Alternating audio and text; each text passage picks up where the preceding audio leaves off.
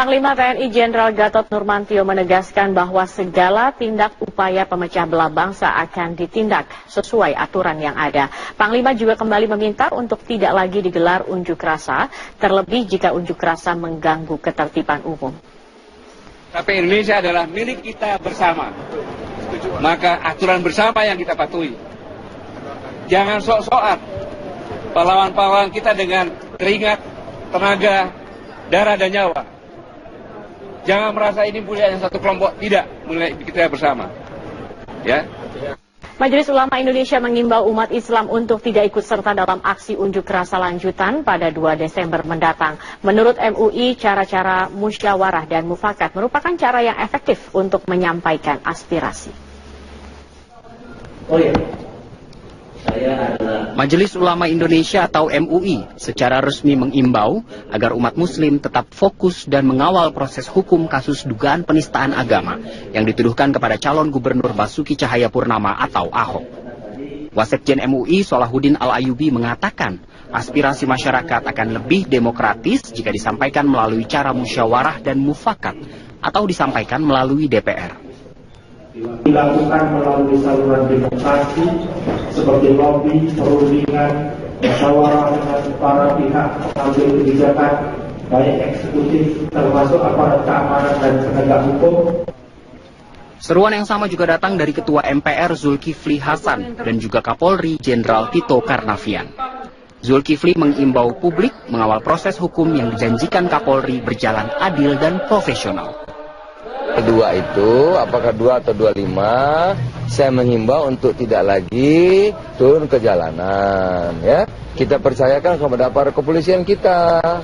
Kita apresiasi juga atas putusan Bapak Presiden. Kita hargai dong, gitu. Kedua ini, ya, ada sebagian masyarakat yang menghendaki agar dilaksanakan saja sholat di Istiqlal.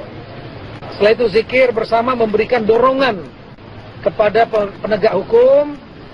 Ya, agar proses hukum itu berjalan terus sesuai dengan koridornya. Seruan dari alim ulama, Ketua MPR, penjaga pilar konstitusi, hingga Kapolri, penjaga keamanan negeri ini memiliki satu pesan. Aspirasi boleh disampaikan tetapi dalam batas kewajaran alias tidak menimbulkan konflik.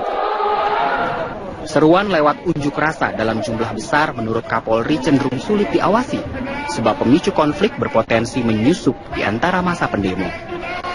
Tim Liputan Metro TV. Pemirsa, Wakil Ketua MPR RI Hidayat Nur Wahid memastikan aksi unjuk rasa yang akan dilakukan pada 2 Desember mendatang akan tetap dilakukan di Jakarta. Namun Hidayat mengimbau agar peserta aksi tidak membawa senjata tajam saat berlangsungnya aksi unjuk rasa. Wakil Ketua MPR RI Hidayat Nur Wahid memastikan bahwa aksi unjuk rasa lanjutan pada 2 Desember nanti akan tetap dilakukan oleh umat muslim terkait kasus hukum yang melibatkan Gubernur DKI Jakarta nonaktif Basuki Cahayapurnama. Unjuk rasa ini bukan untuk menghadirkan makar dan menggulingkan pemerintahan Jokowi JK, namun hanya untuk memastikan bahwa Polri melakukan penegakan hukum dengan adil.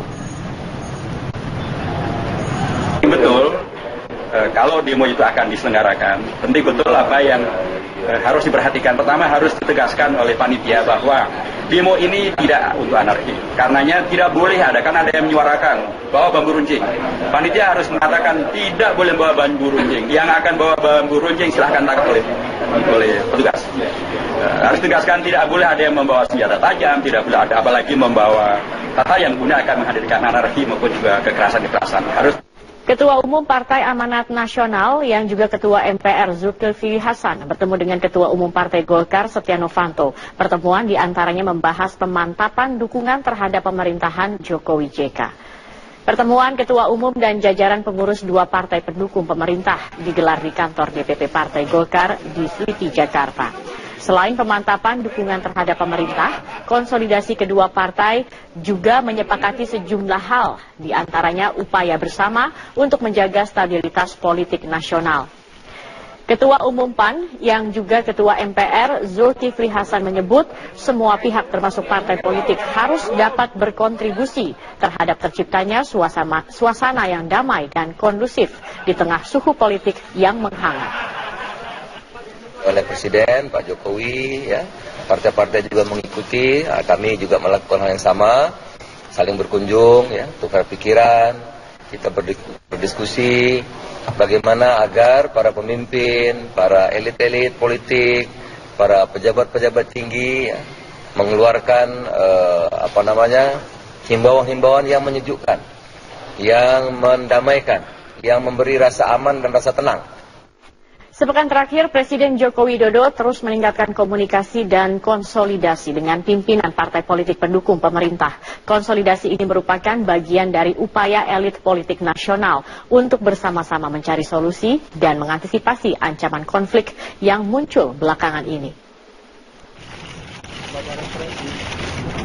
Di tengah panasnya suhu politik nasional 1 bulan terakhir, Presiden Joko Widodo mengintensifkan konsolidasi dengan sejumlah petinggi partai politik.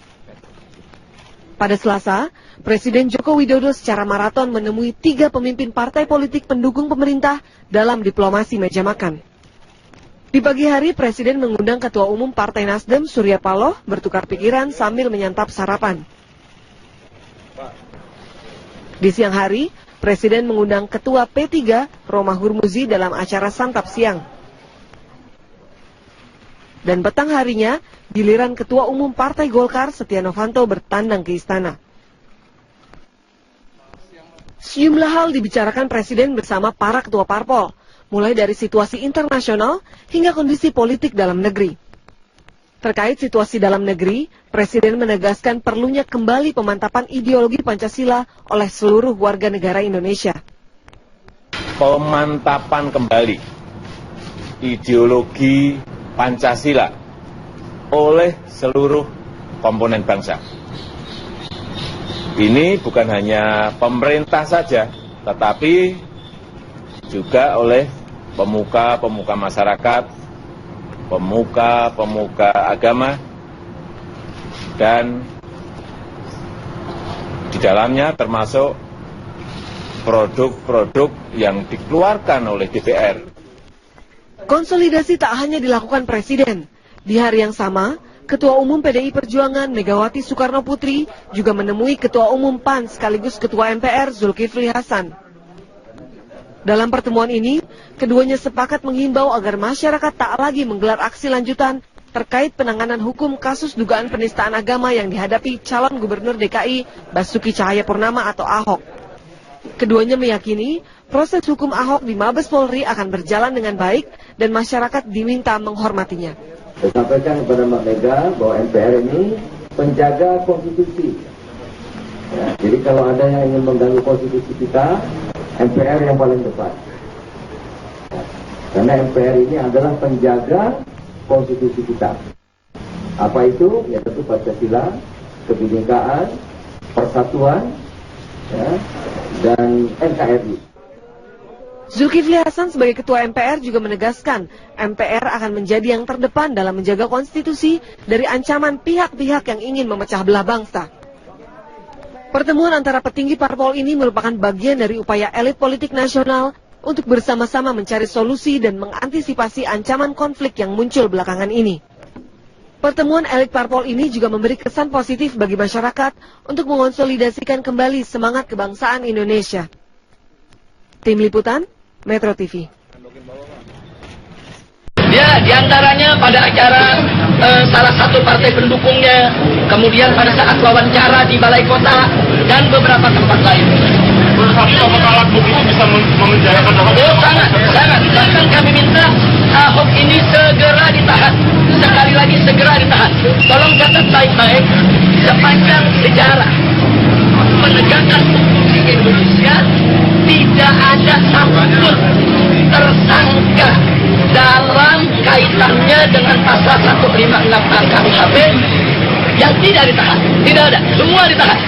Mulai dari dulu ada kasus Pak Permadi, SH, kemudian Ariswendo Atmowiloto, Lia Aminuddin, Ahmad Musadek, kemudian Yusman Roy, semua terkait daripada pasal 156A KUHP, dan semua ditahan. Jadi kalau saat ini Ahok tidak ditahan, ini menjadi presiden buruk bagi penegakan hukum di negara kesatuan Republik Indonesia. Jadi kami tetap pada prinsip pertama, harus ditahan. Sekali lagi, harus ditahan.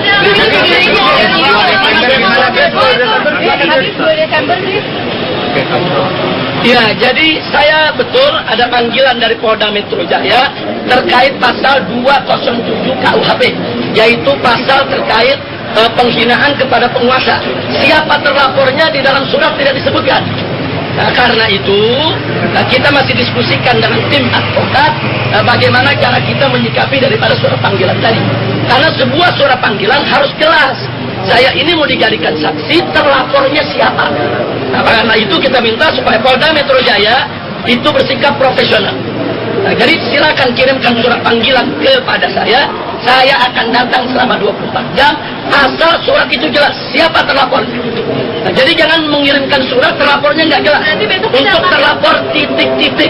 Nah, karena itu masih kita diskusikan dengan tim advokat kami, dan besok kita lihat keputusannya.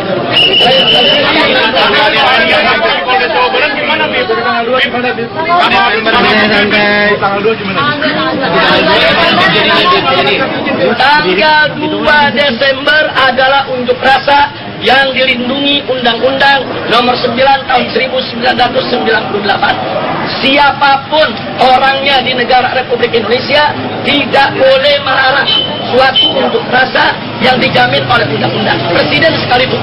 Bahkan dalam pasal 18 ayat 1 dan ayat 2 dari Undang-Undang Nomor 9 Tahun 98 ditegaskan barang siapa menghalangi atau menghadang yaitu dengan kekerasan suatu unjuk rasa yang dilindungi oleh undang-undang dipidana 1 tahun penjara. Jadi kalau presiden atau Kapolri atau siapapun mencoba untuk menghalangi unjuk rasa damai yang sudah dijamin oleh Undang-Undang Nomor 9 Tahun 1998 tersebut, maka beliau-beliau bisa dipidana 1 tahun penjara. Dan sekali lagi, 212 aksi 212 adalah aksi unjuk rasa yang dilindungi dan dijamin oleh undang-undang. Tujuannya tetap sama. Aksi bela Islam pertama tujuannya tahan Ahok. Aksi bela Islam 2 tujuannya tahan Ahok. Aksi bela Islam 3 tujuannya tahan Ahok. Kenapa? Karena Ahok menistakan agama. Jadi tujuannya, jadi aksi 212 konstitusional dengan tujuan penegakan hukum, sehingga kami minta semua pihak, seluruh pihak, dari mulai Bapak Presiden dan seluruh jajarannya untuk menghargai konstitusi. Terima kasih.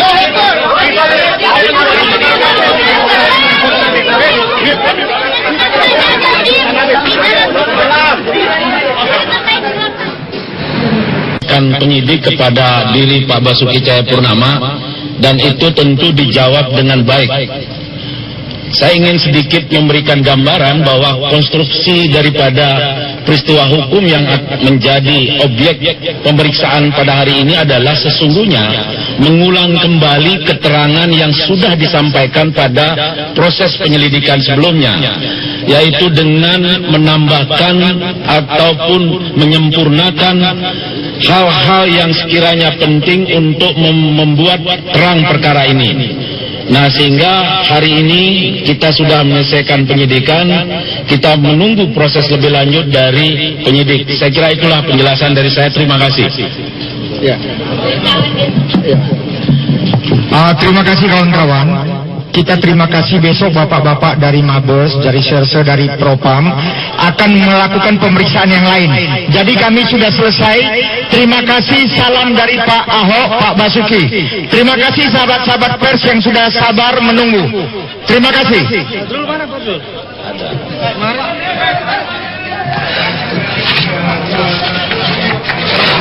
Tidak ada yang berbeda seperti biasanya.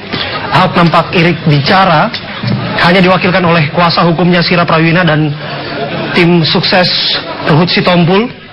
Disampaikan tadi bahwa 27 pertanyaan disampaikan penyidik dipertanyakan kepada tersangka Basuki Cahayapurnama atas kasus dugaan penistaan agama yang dilakukannya. Sebelumnya